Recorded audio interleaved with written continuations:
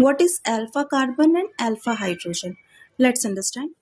Functional group से directly attach carbon को alpha carbon कहते हैं और अल्फा कार्बन के पास जो हाइड्रोजन होता है उसे हम अल्फा हाइड्रोजन कहते हैं।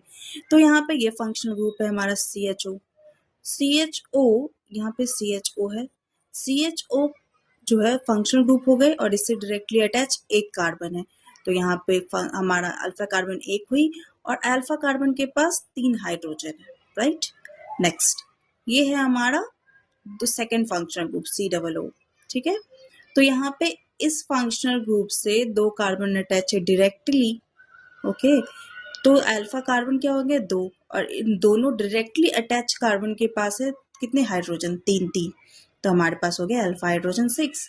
नेक्स्ट यहाँ पर भी फंक्शनल ग्रुप CHO है, तो इससे डायरेक्टली अटैच जो कार्बन है हमारा CH2 है, ठीक है।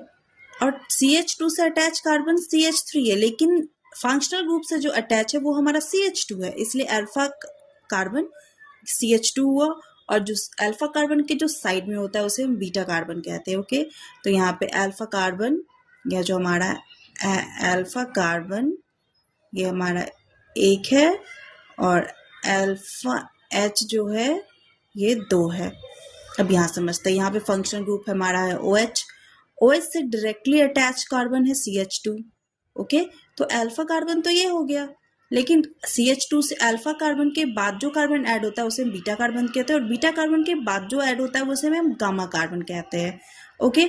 तो यहाँ पे अल्फा कार्बन जो है ये अल्फा कार्बन जो है वो है 1, तो अल्फा H भी हो जाएगा 2, क्योंकि कार्बन ने 2 बॉन्ड अपने बना रखे हैं, इसलिए यहाँ पे H जो है वो हाइड्रोजन 2 ही है।